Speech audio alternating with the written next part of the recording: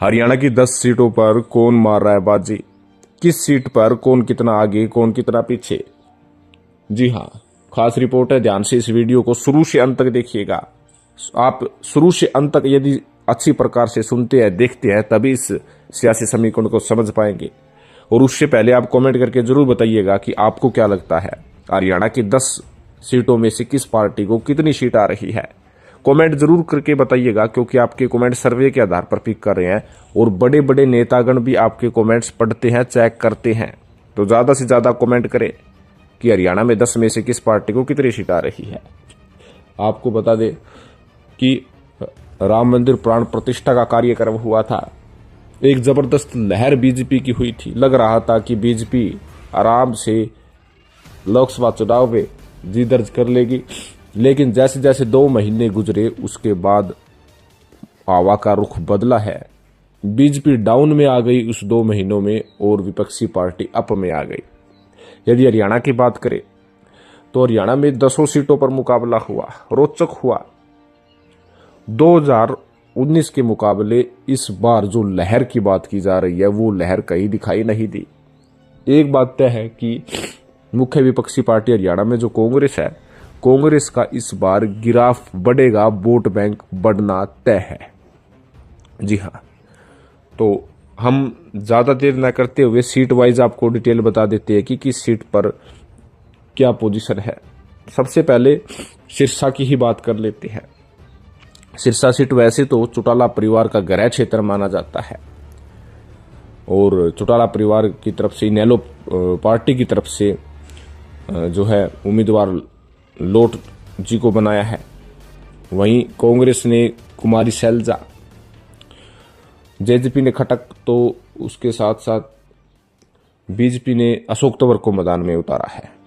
लेकिन सिरसा में 2 ही प्रत्याशियों के बीच में अच्छा मुकाबला है, वो है कांग्रेस और बीजेपी प्रत्याशी के बीच में। कहीं ना कहीं अशोक तंवर के कई पार्टी बदलने के कारण इसका असर उन पर दिखाई दे रहा है। हालांकि अशोक तंवर को बीजेपी में आने के बाद बीजेपी नेताओं का पूर्ण समर्थन नहीं मिल पाया है। जो नाराज थे उन्हें कुछ को मना लिया है, कुछ जो है अपनी खानापूर्ति, अपनी फॉर्मेलिटीज ही पूरी कर रहे थे। ये सभी को पता है, खुद तंवर को भी पता है। और उसके साथ साथ तंवर को एंटी इनकम्बेंसी का भी सामना करना पड़ा।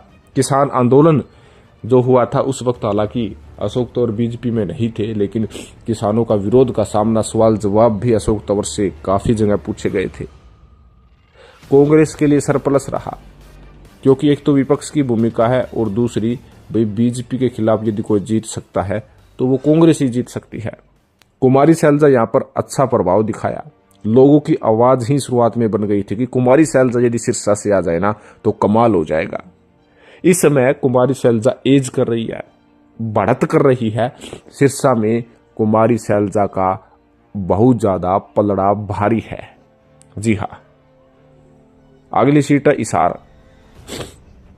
सिरसा के बिल्कुल बगल में हिसार सीट है। हिसार हमेशा से वोट सीट रही है।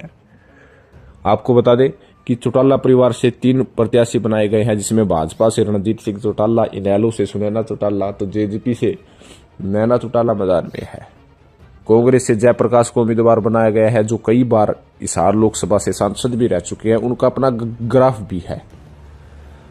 लेकिन जो मुकाबला है वो 2 ही कैंडिडेट के बीच में है, वो है रणजीत चौटाला और जयप्रकाश के बीच में। जहां जयप्रकाश उकलाना, उचाना और नारनौंद में अच्छी लीडिंग कर रहे हैं, वहीं रणजीत सिंह चौटाला आपको बता दे कि आदमपुर, हिसार, आसी व बवानी खेड़ा के भरोसे है। बताया जा रहा है कि जयप्रकाश यदि उचाना और नारनौंद में 40+ की लीड लेते हैं तो वे जीत के दावेदार हो सकते हैं। आपको यह भी बता दें कि कांग्रेस पार्टी उस समय बड़ा बूस्ट किया था, उस समय बूम किया था जब जयप्रकाश को प्रत्याशी बनाया था। जयप्रकाश के प्रत्याशी बनाने के बाद 7-8 दिन तक कांग्रेस पार्टी जीतती हुई नजर आ रही थी, एज लेती हुई नजर आ रही थी। लेकिन उसके बाद में रणजीत सिंह चौटाला और जो बीजेपी के जो लोकल नाराज नेता थे, कुलदीप बिश्नोई, कैप्टन अभिमन्यु, इन्होंने भी एंट्री की, गांव वाइज गए। कुलदीप बिश्नोई ने पूरा पसीना बहाया है अंत में आकर। जिसका पूरा फायदा रणजीत सिंह चौटाला को होना तय है। यहां पर कांग्रेस पार्टी तभी मैदान मार सकती है जब उचाना और नारनौंद से अच्छी लीडिंग करेंगे। अगर लो लीडिंग करते हैं तो रणजीत सिंह चौटाला आराम से जीत जाएंगे।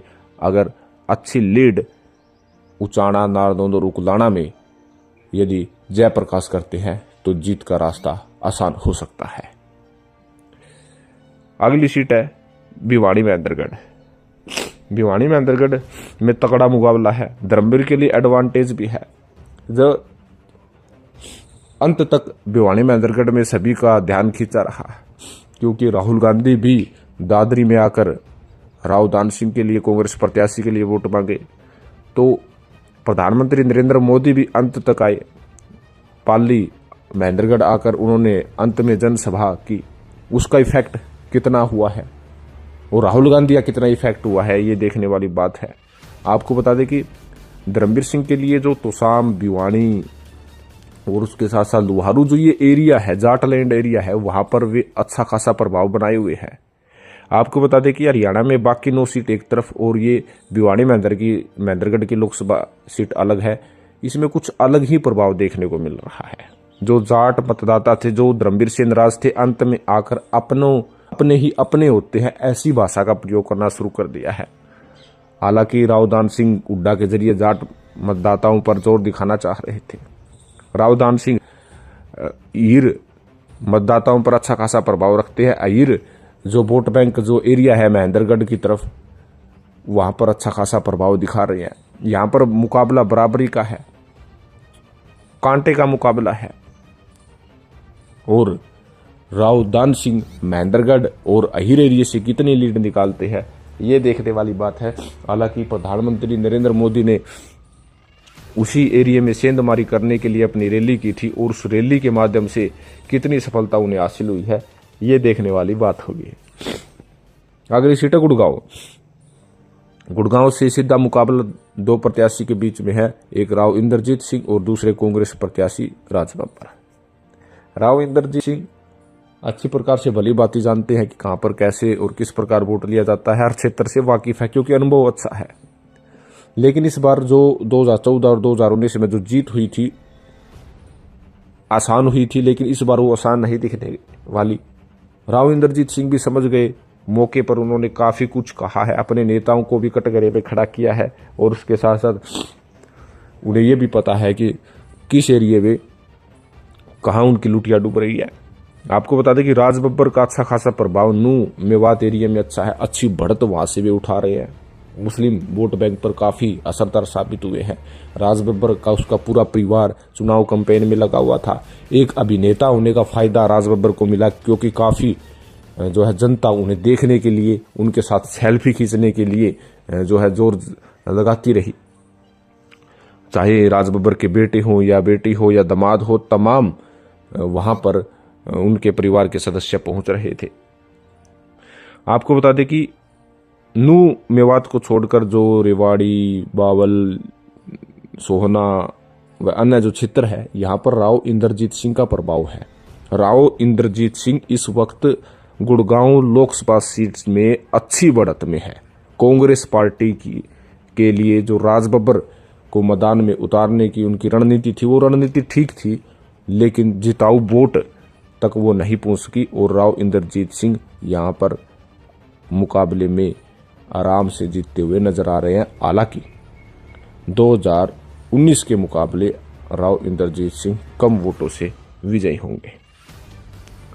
अगली सीट है फरीदाबाद। इस सीट पर तगड़ा मुकाबला है। बीजेपी में कुछ गुटबाजी देखने को मिली, कांग्रेस को इसका फायदा हुआ। जातीय समीकरण खंगालने की कोशिश की और जातीय समीकरण में ये फरीदाबाद लोकसभा सीट अच्छी तरीके से उलझ गई है। जाट मतदाता जहां कांग्रेस की तरफ भी रुख किया है और उसके साथ साथ गुज्जर मतदाता 2 भागों में डिवाइड होने की बात की जा रही है। काफी नेता इधर से उधर भी वहां पर हुए हैं। कहीं ना कहीं फरीदाबाद में ये आकलन है कि कृष्णपाल गुज्जर एज जरूर ले रहे हैं। जो उनकी फेवरेट लोकसभा सीट के अंतर्गत जो विधानसभा आती है, वहां पर वे कितना बढ़त के तौर पर वोट बैंक लेते हैं, ये देखने वाली बात होगी। लेकिन कृष्णपाल गुर्जर इस वक्त कुछ ही बढ़त में है।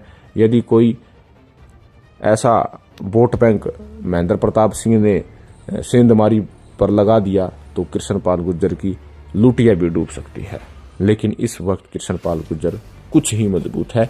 2019 के मुकाबले उनका प्रदर्शन लो होगा, लेकिन हारने के कगार पर नजर नहीं आ रहा है। लेकिन तगड़ा मुकाबला है, क्योंकि 40-50 हजार की लीड होती है, वो ज्यादा लीड नहीं होती लोकसभा चुनाव में, उसे तगड़ा मुकाबला ही कहा जा सकता है। अगली सीट है सोनीपत। सोनीपत से दो ही प्रत्याशियों के बीच में मुकाबला है। एक सतपाल ब्रह्मचारी कांग्रेस के प्रत्याशी है, बीजेपी के मोहनलाल बड़ौली है। मोहनलाल बड़ौली जहां सोनीपत गोवाना राय की तरफ अच्छी बढ़त बना रही है, तो सतपाल ब्रह्मचारी भी ऐसे है कि जो जींद जिले की सीटें आती है वहां पर अच्छी बढ़त बनाए हुए है। कांटे का मुकाबला है, लेकिन जब सतपाल ब्रह्मचारी को प्रत्याशी बनाया था तो एकदम से बूम किया था सतपाल ब्रह्मचारी ने, और चारों तरफ ये होने लगा था कि सतपाल ब्रह्मचारी बढ़त बना रहे हैं।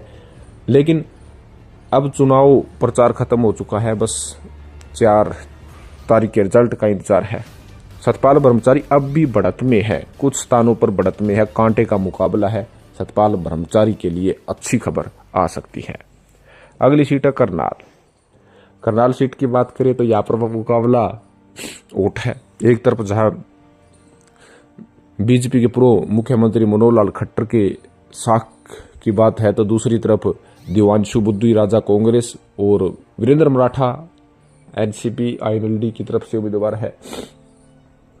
आपको बता दें कि जब सभी प्रत्याशियों का ऐलान हुआ था तो मनोहर लाल खट्टर भी चकरा गए थे कि अब की बार कहीं उनकी हार न हो जाए।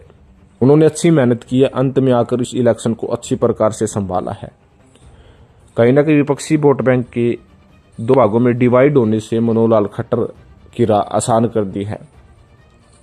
रिपोर्ट्स के मुताबिक मनोहर लाल खट्टर यहां पर आगे बढ़ते हुए नजर आ रहे हैं, जीतते हुए नजर आ रहे हैं। अगली सीट है रोहतक। रोहतक सीट आप सभी को पता है। रोहतक सीट की बात करें तो टोटल 9 विधानसभा सीटें हैं रोहतक के अंतर्गत। बीजेपी की तरफ से जो अरविंद शर्मा है वो कहीं ना कहीं कोसड़ी में अब की बार 50 से 55 हजार की लीड कर रहे हैं, और रोहतक से करीब 10-12 हजार की लीड कर रहे हैं। बाकी 7 विधानसभा सीटों पर दीपेंद्र सिंह हुड्डा अच्छी बढ़त ले रहे हैं। जो रिपोर्ट है उसके मुताबिक 1.25 से लेकर 1.70 के बीच में दीपेंद्र सिंह हुड्डा आगे चल रहे हैं। तो कहीं ना कहीं रोहतक सीट जो सभी का ध्यान आकर्षित किया हुआ था, और मात्र 7,500 वोटों से पिछली बार दीपेंद्र सिंह हुड्डा हार गए थे, अरविंद शर्मा जीत गए थे। लेकिन अब की बार स्थिति बदली है, क्योंकि रोहतक से काफी नेता अपनी फॉर्मेलिटीज पूरी कर रहे हैं, जी जान से नहीं जुटे थे। काफी नेताओं को सम्मान न मिलने के कारण उन्होंने कहीं न कहीं रोहतक चुनाव से कुछ न कुछ दूरी बनाई, जिसका खामियाजा बीजेपी को भुगतना पड़ रहा है। यहां पर कांग्रेस पार्टी मजबूत है। अगली सीट है अंबाला। अंबाला सीट बहुत ही खास है, मोदी जी की भी रैली हुई थी, और जो बंतो कटारिया है वो मोदी जी के सारे ही चुनाव लड़ रही है। रतनलाल कटारिया की धर्मपत्नी है। वरुण मुदाना ने जो चुनाव उठाया है वो काबिल तारीफ भी है। एक तो वहां पर कोई गुटबाजी नहीं देखने को मिली, सैलजा गुट के तमाम नेताओं ने वरुण मुदाना का साथ खुलकर दिया, और दूसरी बात जो बीजेपी की वहां पर कमियां हुई उस कमियों को फायदे के तौर पर वरुण मुदाना ने उठाया है। यहां पर मुकाबला रोचक है बंतो कटारिया और वरुण मुदाना के बीच। वरुण मुदाना कई विधानसभा सीटों पर अच्छी बढ़त ले रहे हैं, लेकिन बंतो कटारिया भी कम नहीं है। जो चित्रा सरवारा, निर्मल सिंह के आने से कांग्रेस को अच्छा फायदा हुआ है। वोट बैंक कांग्रेस वहां से अच्छा खींच रही है। कहीं ना कहीं तगड़ा मुकाबला वरुण मुदाना और बंतो कटारिया के बीच में है। अभी कौन कितने वोटों से आगे पीछे ये कहना मुश्किल है। अगली सीट है कुरुक्षेत्र लोकसभा सीट। भारतीय जनता पार्टी ने यहां नवीन जिंदल को मैदान में उतारा है, तो आईएनएलडी ने अभय सिंह चौटाला। तो कांग्रेस की तरफ से गठबंधन के तहत आम आदमी पार्टी के प्रत्याशी सुशील गुप्ता को मैदान में उतारा गया है। सुशील गुप्ता शुरुआत में अच्छी बढ़त बनाए हुए थे, क्योंकि सबसे पहले वे उम्मीदवार बने थे, लेकिन उस समय का वे फायदा उतना नहीं उठा पाए जितना उन्हें उठाना चाहिए था। यानी कांग्रेस के कार्यकर्ताओं को जिम्मेवारी सौंपकर उन्हें वोटों में तब्दील करने को लेकर जो रणनीति बनाई जाती है, सुशील गुप्ता कहीं ना कहीं कांग्रेस कार्यकर्ताओं की ऐसी जिम्मेवारी सौंपते हुए नजर नहीं आए। वहीं अभय सिंह चौटाला जाट वोट बैंक जो 4.5 लाख वोट हैं उनको साधने के लिए, किसान वोट बैंक को साधने के लिए वह तमाम छोटी बड़ी पार्टियों के साथ सहयोग लिया, वह समर्थन हासिल किया और ये जताने की कोशिश की कि बीजेपी को वही हरा सकते हैं। लेकिन नवीन जिंदल भी काफी हद तक यहाँ पर मजबूत है। त्रिकोणीय मुकाबला होने के चलते यहाँ पर ऐसे वैसे की जो है सिचुएशन बनी है कि अगर ऐसा होता है तो ये जीतेगा, अगर ऐसा होता है तो ये जीतेगा। यानी त्रिकोणीय और कांटे का मुकाबला है। अभी पहले से ही बढ़त के तौर पर बताना बहुत ही मुश्किल है, लेकिन आपको बता दें कि नवीन जिंदल भी कई सीटों पर अच्छी लीड निकाल रहे हैं, सुशील गुप्ता भी लीड निकाल रहे हैं और अभय सिंह चौटाला भी कमजोर नहीं है। तो ये 10 सीटों का माहौल आपको हमने बताया है। आपको क्या लगता है कि हरियाणा में 10 में से किस पार्टी को कितनी सीट आ रही है? आप भी कमेंट करके बताइएगा, क्योंकि आप जनता है, आप वोटर्स है, आपके कमेंट सर्वे के आधार पर पिक किए जाते हैं और उसके साथ साथ बड़े बड़े नेता भी आपके कमेंट्स पढ़ते हैं कि लोगों का ओपिनियन क्या है, लोग क्या कहना चाहते हैं। तो ज्यादा से ज्यादा कमेंट करें, चैनल को जरूर सब्सक्राइब करें और यदि आप और कुछ कहना चाहते हैं तो कमेंट बॉक्स में आप अपनी राय रख सकते हैं। धन्यवाद।